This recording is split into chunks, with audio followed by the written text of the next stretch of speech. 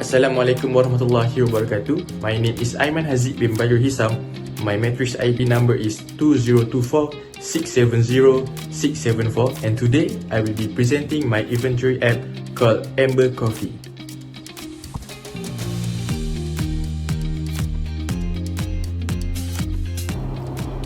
Before we dive into line-by-line code, let's take a look at the overall architecture of the system using this Blue J class diagram. As you can see, the system is highly modular. At the bottom right, we have Amber Cafe app. This is our main application class, indicated by the diagonal lines in the corner. The dash arrows pointing out from the Amber Cafe app show its dependencies.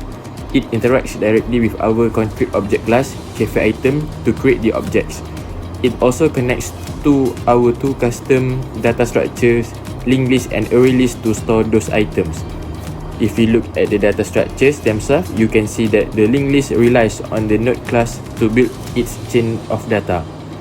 It is also connected to the empty list exception to handle any empty list errors. Similarly, our custom array list class is connected to array list exception to safely handle things like out of bounds error or full capacities. This data structures ensures that our main application remains clean, while the custom abstract data type handle all complex logic in the background. First are my exception handling classes. Empty list exception and array list exception both extend runtime exception. I created this to handle errors gracefully. For example, if the system tries to remove an item from a list that is already empty, or if we try to insert data into an array that has reached its maximum capacity. Moving on to the data structures, we start with the node class, which is the foundation for the linked list.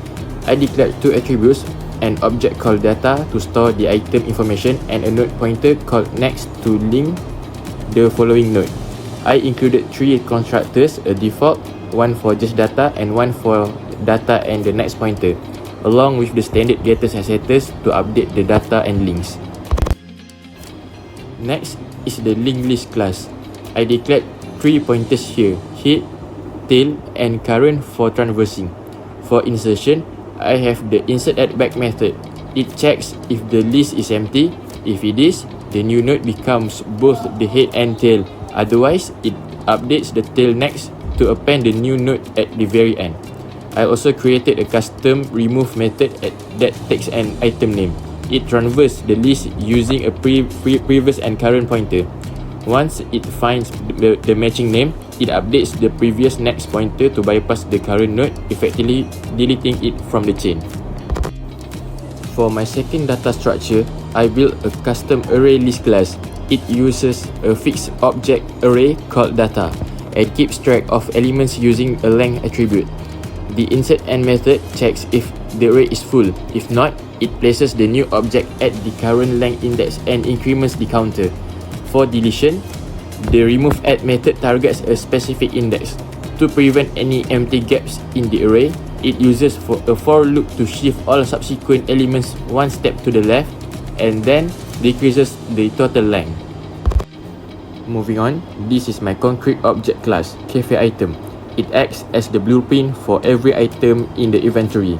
I declared four attributes: item name, category, price and quantity. It includes a normal constructor to initialize these values when an object is created, along with their respective setter and getter methods. Finally, I formatted two string methods so that when the item is printed, it aligns neatly in a readable format. Finally, we are in the main class. First, I instantiate two my data structures, a linked list named beverage list and an array list named pastry list. I used J option pane to prompt the user to register their initial items, and if else statement checks the category. If the user type beverage, the object is inserted into the linked list. If the pastry, it goes to the array list. Then we enter a while loop containing switch case statement for the 6 menu choices. Case 1 to handles displaying both lists. Case 2 fulfills the requirement to calculate sum, average, mean and max prices by traversing through both lists. Case 3 to search for an item by using equals ignore case. Case 4 handles the requirement to move object data.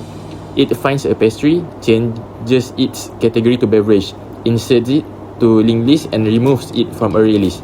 Case 5 deletes an item using the custom remove method. Now we will proceed to the demonstration. Now moving on to the demonstration part. First, it will pop up welcome. Then we need to enter how many items that we want to register. For example, I choose 5 and we need to put the name, category of the item, price, and also quantity. So we need to repeat this process for 5 times since I want to insert 5 items.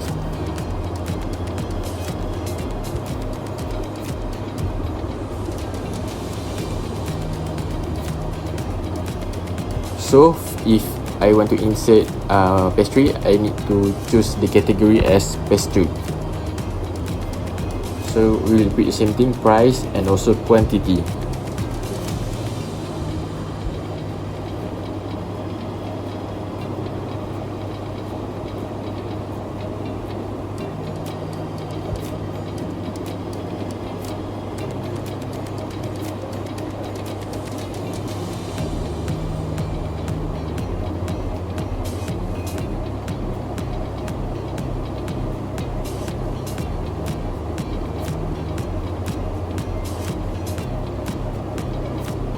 After finish entering our main item, we will display main menu.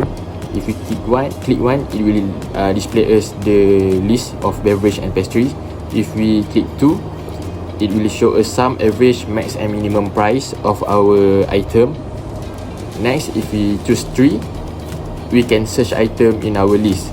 But if we choose item that are not in our list, it will show that item is not found.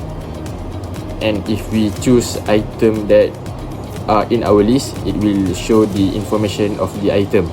Next is number 4. Number 4 is move pastry to beverage list. For example, if you want to make smoothie of the pastry, so it will become beverage.